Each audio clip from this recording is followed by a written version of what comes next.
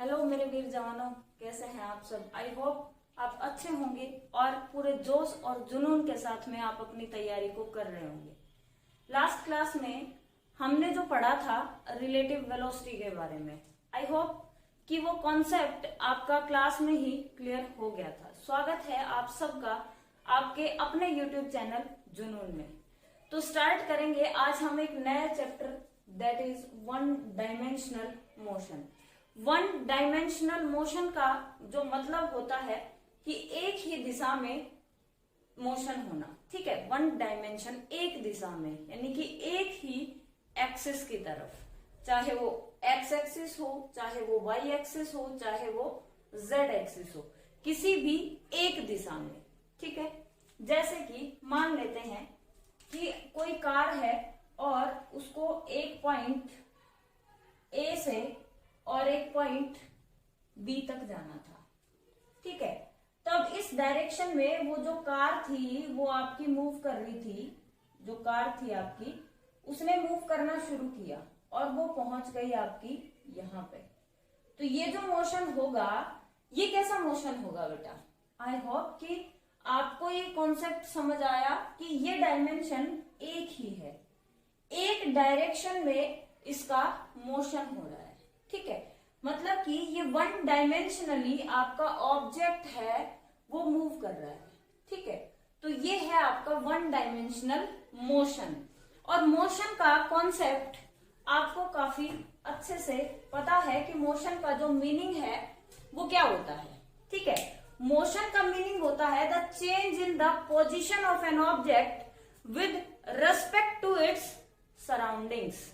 उसके आसपास की चीजों के कारण से कोई भी ऑब्जेक्ट अगर अपने स्थान को बदल लेता है तो उसको हम क्या कहते हैं बेटा, मोशन कहते हैं, ठीक है। आई होप कि ये जो कॉन्सेप्ट है ये आपका क्लियर है। रेस्ट का मतलब होता है कि if the object does not change its position then it is known as the object is said to be in rest. तो उस कंडीशन में ऑब्जेक्ट आपका रेस्ट में कहलाता है, ठीक है। आई होप ये बात आपको क्लियर है। अब हम वन डायमेंशनल मोशन में जो बेसिक से कॉन्सेप्ट्स हम स्टडी करेंगे यहाँ पे, वो पहला कॉन्सेप्ट हमारा क्या होगा, दैट इज डिस्टेंस, ठीक है। डिस्टेंस, दूरी, ये हमारा पहला कॉन्सेप्ट होगा।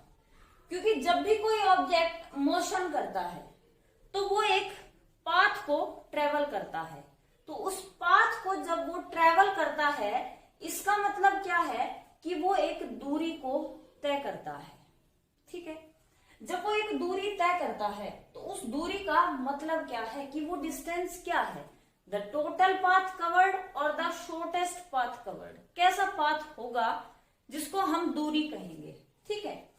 अब यहाँ पे हम एक पॉइंट से दो कॉन्सेप्ट्स को समझते हैं। पहला जो हमारा पॉइंट है, हमने एक ऑब्जेक्ट को लिया इस पोजीशन ए पे, ठीक है, और दूसरा हमने लिया इस पॉइंट बी को, ठीक। अब एक ऑब्जेक्ट यहां से चला और वो कुछ इस तरीके से रास्ता तय करते हुए यहां पहुंच गया। यहां से चला था और वो यहां पे पहुंच गया, ठीक है। अब जो दूसरा रास्ता उसने तय किया कि वो सीधा सीधा चला और वो यहां पे पहुंच गया, ठीक है। तीसरा रास्ता उसने तय किया कि वो यहां से चला और वो यहां पे पहुंच गया। तीन पाथ उसने कवर किए, वो तीन रास्तों से गया। ये मान लेते हैं आपका कौन सा पाथ है, पहला पाथ, ये आपका है दूसरा पाथ और ये आपका है तीसरा पाथ। पहला, दूसरा और तीसरा, तीन रास्ते हैं इसमें हमारे पास। अब एक है डिस्टेंस और एक है आपका डिस्प्लेसमेंट। ये दो कॉन्सेप्ट्स आज हम इसमें पढ़ेंगे। डिस्प्लेसमेंट को हम कहते हैं विस्थापन, ठीक है, विस्थापन। अब यहाँ पे क्या क्या चीजें हैं, जो पहला रास्ता था ए से लेके बी तक, ठीक है। तो ये क्या था, पाथ, यानी कि इस पथ को कवर करते हुए ऑब्जेक्ट आपका आया। ये आपका पथ पहला था, ये आपका पथ दूसरा था और ये आपका पथ तीसरा था। तो ऑल आर डिस्टेंसेस, ये सारे क्या होंगे? ऑल आर डिस्टेंसेस, सारे के सारे दूरी हैं। ठीक है, मतलब ये सभी दूरी हैं। क्यों है ये सभी दूरी? क्योंकि डिस्टेंस का जो हम मीनिंग पढ़ते हैं, डिस्टेंस का मीनिंग होता है टोटल पाथ कवर्ड। डिस्टेंस का मीनिंग क्या है बेटा? टोटल पाथ कवर्ड, कि पूरा रास्ता कितना वो तय करता है, इसको हम कहते हैं डिस्टेंस। ठीक है, दूसरी बात है विस्थापन, डिस्प्लेसमेंट। तो डिस्प्लेसमेंट हम किसको कहते हैं? Shortest path. Shortest path between two points, मतलब कि छोटे से छोटा दो बिंदुओं के बीच का रास्ता, दो बिंदुओं के बीच का रास्ता, इसको हम क्या कहते हैं? विस्थापन कहते हैं या पथ। इसको हम क्या कहेंगे बेटा? विस्थापन कहेंगे। ठीक है, अब यहां पे इसी डायग्राम से हम सारे कॉन्सेप्ट्स को इसमें क्लियर करेंगे। हमारे पास है कि ऑल आर डिस्टेंसेस, ये सारे ही क्या है आपके? Distances, but distance is one. The distance यानी कि the path between initial and final point A and B, that is displacement. I hope कि ये वाला जो कॉन्सेप्ट है ये तो आपको क्लियर हो गया होगा। अब हम इन दोनों में डिफरेंसेस देखेंगे, यानी कि डिस्टेंस की कुछ क्वांटिटीज, कुछ मेजरमेंट्स और कुछ मेजरमेंट्स हम पढ़ेंगे यहां पे डिस्प्लेसमेंट के। ठीक है, तो सबसे पहली बात क्या है कि इसकी यूनिट क्या होती है? तो सबसे पहली बात यह है कि इसकी जो यूनिट है एसआई यूनिट, वो क्या होगी बेटा? आपकी मीटर। ठीक है, क्या होगी आपकी? मीटर। हम डिनोट किससे करते हैं? उसको एम से डिनोट करते हैं। ठीक है, और दूसरी क्या होगी आपकी? मीटर के अलावा दूसरी बात क्या है कि ये क्या होगा आपका? ये होगा आपका स्केलर क्वांटिटी। स्केलर क्वांटिटी का मतलब क्या होता है बेटा? स्केलर क्वांटिटी का मतलब होता है कि वो एक अदिश राशि है, मतलब कि जिसमें कोई भी दिशा नहीं है। जैसे कि आपने इसको देखा, यहाँ पे हर जगह पे डायरेक्शन इसकी चेंज हो जाती है। ठीक है, तो ये क्या है आपकी? Scalar quantity. स्केलर क्वांटिटी मतलब अदिश राशि, ये अदिश राशि है। क्लियर हो गई बात? ठीक है, तीसरी बात क्या है कि डिस्टेंस इज ऑलवेज पॉजिटिव, दूरी हमेशा धनात्मक होती है। ठीक है, यानी कि डिस्टेंस इज ऑलवेज पॉजिटिव। कारण क्या है कि डिस्टेंस आप कितना भी चले, चाहे आप जरा सा पैर भी आगे रखते हैं तो भी हम कुछ ना कुछ दूरी तय करते हैं। जब हम रेस्ट में हैं तो वहां पे तो दूरी होगी ही नहीं, पर हम बात किसकी कर रहे हैं बेटा? मोशन की कर रहे हैं यहाँ पे। तो हम जब मोशन की बात करेंगे तो मोशन में क्या होगा? यहाँ पे जो डिस्टेंस है वो कवर होगी ही होगी, चाहे वो छोटी सी डिस्टेंस हो, वो कवर होगी, हर कंडीशन में होगी। अब हम बात करते हैं डिस्प्लेसमेंट की। तो इसकी जो एसआई यूनिट है वो भी क्या है आपकी? Same, metre. ये भी आपकी मीटर ही होती है। ठीक है बेटा, दूसरी बात क्या है? दूसरी बात है कि ये क्या होती है? एक वेक्टर क्वांटिटी होती है। वेक्टर क्वांटिटी का मतलब क्या है कि ये सदिश राशि होती है। ठीक है, सदिश राशि।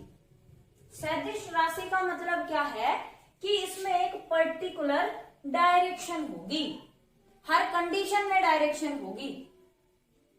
क्लियर है ये बात। तीसरी बात कि displacement can be positive,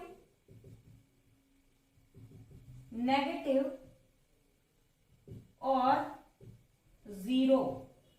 displacement तीनों ही हो सकते हैं, पॉजिटिव भी, नेगेटिव भी और जीरो भी हो सकते हैं। लेकिन डिस्टेंस क्या होगी, ऑलवेज पॉजिटिव होगी बेटा। कैसे होगी ये हम अभी समझेंगे। आई होप कि ये वाला जो कॉन्सेप्ट है ये आपको बिल्कुल अच्छे से क्लियर हो गया है। ठीक है, अब हम इसमें नेक्स्ट बात करते हैं कि क्या होगी दूरी। एक्चुअल में क्या है, एक वास्तविक पथ होता है, एक एक्चुअल डिस्टेंस होती है, एक एक्चुअल पाथ होता है। ठीक है, जबकि विस्थापन क्या है, स्थिति में परिवर्तन होता है। ठीक है, क्लियर हो गई बात आई थिंक आपको। अब हम नेक्स्ट में बात करते हैं कि ये आपका जीरो कब होगा, नेगेटिव कैसे कंसीडर करते हैं इसको, और पॉजिटिव कब होगा, चेंज कब आएगा इसके अंदर।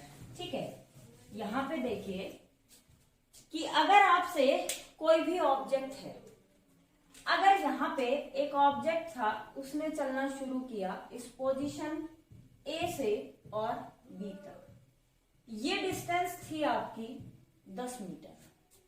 ठीक है, ये वापस चला सी पे आ गया, ये डिस्टेंस उसने कवर की 5 मीटर। तो पहले रास्ते में और दूसरे रास्ते में विस्थापन क्या होगा और दूरी क्या होगी। तो पहले रास्ते में दूरी 10 मीटर, विस्थापन भी 10 मीटर, लेकिन दूसरे रास्ते में दूरी कितनी होगी बेटा, 15 मीटर। 10 + 5 15 मीटर, लेकिन विस्थापन कितना होगा, 10 - 5। डिस्प्लेसमेंट हो गया आपका 5 मीटर। मतलब कि डिस्प्लेसमेंट क्या हो गया, डिक्रीज हो गया इस कंडीशन में। क्लियर है बात। अब एक नेक्स्ट और बढ़िया सा एग्जांपल हम पढ़ते हैं, इसमें आपके सारे कॉन्सेप्ट्स क्लियर हो जाएंगे कि एक ऑब्जेक्ट था, चल रहा था आपका, किसी पॉइंट पी से चला था और यहां पी पे ही वो वापस आ गया। तो यहां पे आपको निकालना है क्या चीज, डिस्टेंस एंड डिस्प्लेसमेंट, ये दोनों निकालने हैं आपको। तो यहां पे देखिए कि डिस्प्लेसमेंट जीरो कब होगा, नोट में लिखें आप चाहे इस बात को कि डिस्प्लेसमेंट जीरो कब होगा, नोट में लिखें, छोटी मगर मोटी मोटी सी बातें। नोट में हम क्या लिखेंगे कि जब प्रारंभिक बिंदु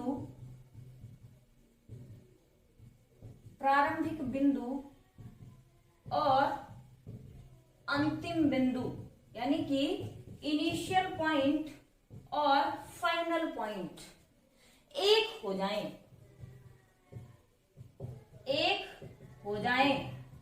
ठीक है, तब क्या होगा, तब विस्थापन जीरो होगा।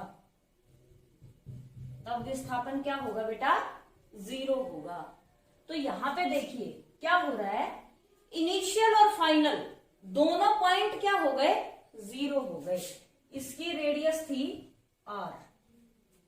ठीक है, तो यहां पे डिस्प्लेसमेंट क्या हो गया बेटा आपका, जीरो हो गया।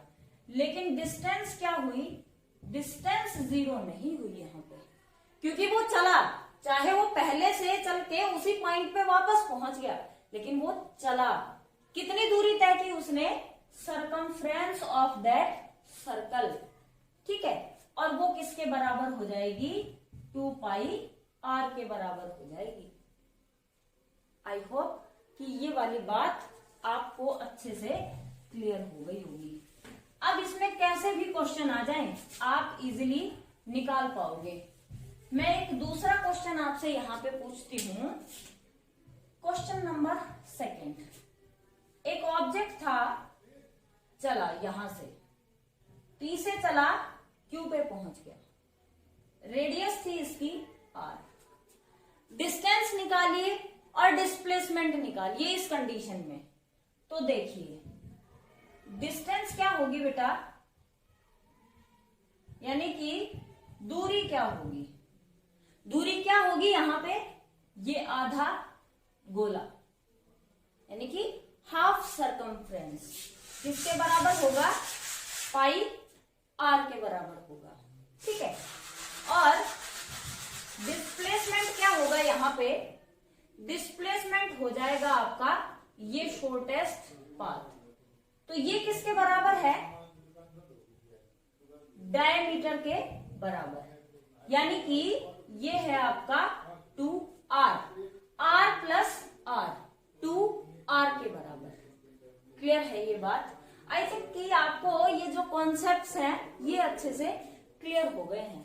अब इनमें एक क्वेश्चन और पूछा जाता है बेटा, क्या पूछा जाता है कि डिस्टेंस और डिस्प्लेसमेंट का रेशियो क्या होगा, डिस्टेंस अपॉन डिस्प्लेसमेंट का रेशियो क्या होगा।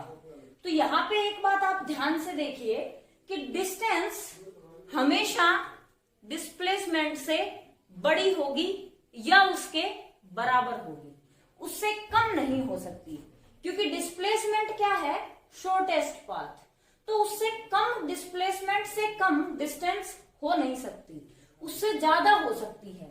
तो यहां पे जो साइन आता है that is greater than equals to 1, ठीक है। अगर इसी को आपसे पलट के पूछ लिया जाए कि डिस्प्लेसमेंट अपॉन डिस्टेंस का रेशियो क्या होगा, तो ये आपका क्या आ जाएगा, ये आ जाएगा, पलट जाएगा, ये जो साइन है ये पलट जाएगा आपका। आई होप कि ये वाले जो पॉइंट्स थे आपके अच्छे से क्लियर हो गए होंगे, आपको कोई भी डाउट नहीं होगा इनमें, किसी भी क्वेश्चन में आप इजीली उस चीज को निकाल पाएंगे, ठीक है। अब देखिए यहां पे जो क्वेश्चंस हैं ये आपके सारे क्लियर हैं, कॉन्सेप्ट इसमें आई थिंक आप सबका क्लियर है, कोई इसमें आपको डाउट नहीं होगा। फिर भी अगर आपका कोई डाउट है या आपका कोई वैल्यूएबल सजेशन है तो कमेंट सेक्शन में लिखना ना भूलें। नेक्स्ट वीडियो में हम बात करेंगे स्पीड और वेलोसिटी की। तो तब तक आप घर पे रहें, स्वस्थ रहें और जोश और जुनून के साथ में पढ़ाई करते रहें, क्योंकि वर्दी को हमें पाना है। Thank you, have a nice day.